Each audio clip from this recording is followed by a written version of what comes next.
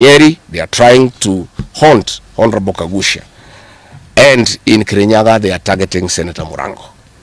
We want to remind President Ruto that it is not the Kikuyus who want him out of office. It is the entire people of Kenya. Kenyans are suffering equally across the country. That is why Kenyans have said, if you, Mr. William Ruto, believe that it is the Kikuyus who want you out, then all Kenyans are Kikuyus. I want to thank the people of Kenya for standing out against this tribal profiling of the Kikuyu. The people of Kenya yesterday did wonderful by saying that the Kikuyus should not be profiled. This morning, I've seen Ruto quivering and wailing in uncontrollable anger. Mr. Ruto, excessive anger is not a solution. I want, with a lot of humility, to advise you to stop being angry. That will not help. You need to know what you need to do because you have not been listening to the people of Kenya. The people of Kenya are more angry than you are. They are angry because you have overtaxed them. There is wanton corruption. There is abductions and extrajudicial killings. There is ethnic profiling and other ills that bedevil your administration. If you want to be calm, please abolish the housing levy and give dignity to the payslip. I have heard you saying that you cannot give jobs to the young people. Please restore the dignity of the payslip. Restore the capacity of the middle class. The middle class will give jobs to these young people. Stop killing and profiling the young people.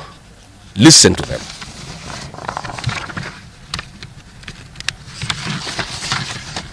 Stop abductions and extrajudicial killings. Abolish, disband the killer squad of 101 officers at Danudin Haji. Give hustlers the jobs that you promised them. Mr. William Ruto, you are the one who promised. You cannot cry today that you have no solution, saying that other presidents have not been able to do it. You are the one who promised these young people. Stop police brutality. Stop abductions and illegal detentions. Get the hustlers from the bottom of the economic pyramid as you promised. Yes, Mr. President, we agree there were other presidents before you, as you have rightly stated, and true, they never went through what you are experiencing today.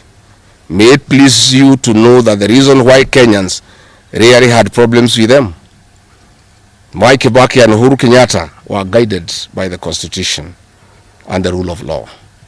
They did not capture our constitutional institutions to work for them, instead of working for Kenyans. They never killed children. They never attempted to build churches in State House.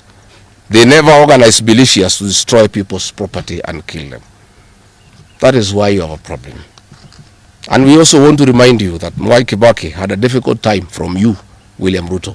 Videos are everywhere. You cannot say that Mwai Kibaki did not face resistance. It's on record that you gave hell to President Kenyatta for 5 years. So it is hypocritical for you to allege that Mwai Kibaki and Uhuru Kenyatta had a very easy time. Most of the problems Mwai Kibaki and Uhuru Kenyatta had came from yourself, and it's on record. We want to advise you that the one-term movement is not getting you out of power outside the Constitution. Mr. President, nobody wants to throw you. Nobody wants to overthrow your government. Nobody wants you out of power through unconstitutional means. Mr. President, I and the people we work with are on record. We want you to remove you from State House through the ballot in 2027. This narrative you are creating that there is an attempt to overthrow your government is for you to have the opportunity to use the Terrorism Act to profile communities and to persecute leaders who are opposed to your administration. Please relax. We want you to serve your one term. Nobody wants you out of government, and constitutionally, nobody has any plan to overthrow your administration, Mr. President. We want to face you on the ballot in August 2027. So just relax and stop crying wolf that anybody wants you out of office unconstitutionally. There is no leader here who is planning a coup, and none has the capacity. And nobody is interested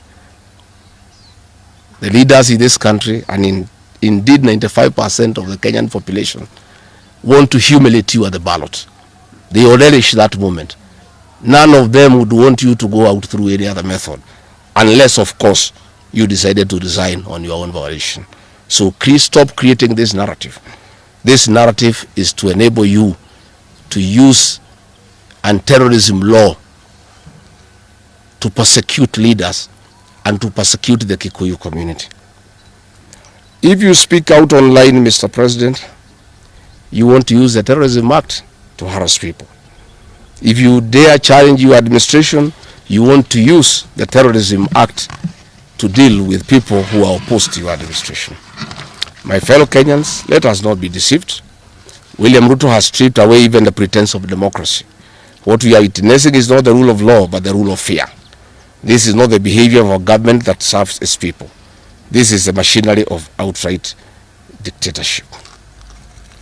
Finally, I want to announce to the people of Kenya that tonight I will be traveling to the United States of America to talk to the Kenyans in diaspora and the international community about the state of the nation.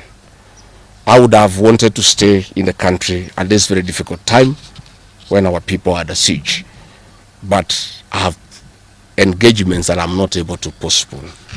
I've been threatened by people close to William Ruto, who called some of my people today, that they will want to stop me from leaving the country. I have no problem. If you want to come and arrest me at the airport, as you are threatening us, you can go ahead. I don't have a problem. You cannot sell fear to us. You know, even if you sold us fear, we cannot buy. You know, and therefore, as I'm out of the country, unless I'm stopped from going, and if I'm stopped from going, I'm still okay. I'll be here because this is my country. We have made sufficient arrangements with other leaders in the united opposition to create a pool of lawyers to come in through for our young people who are being persecuted on trumped-up charges of terrorism. And I want to explain. I have heard the president saying that people have attacked police stations and the law courts. It was all stage managed by the MP for Kikuyu. How do you explain that people can walk into a police station and they are not armed and take over the police station from armed police officers? How do you go to the courts that are guarded by armed police officers and touch them? All these attacks of vital installations were stage managed by William Ruto through Kimani Ichung'wah to create the opportunity to prefer charges against people using the Anti-Terrorism Act. That is the reality. So nobody has attacked any police station. They were all stage managed by government. And what is happening is history is repeating itself. This is exactly what Moi did in the 80s against the Kikuyu community. After the abortive 1982 coup, he used sedition laws and the clandestine Kenya movement to profile the community and hold people into court, and they'll be taken by Bernard Chunga after 5 p.m. This is history repeating itself. I want to ask our people to be calm, to be cautious, and to be strong. I want to appeal to our young people, the Gen Zs. Looking at the scenario of what is happening and what William Ruto has planned, I want to ask my children, my sons and daughters, to consider applying the next onslaught against the President William Ruto by getting IDs and registering as voters so that they can deal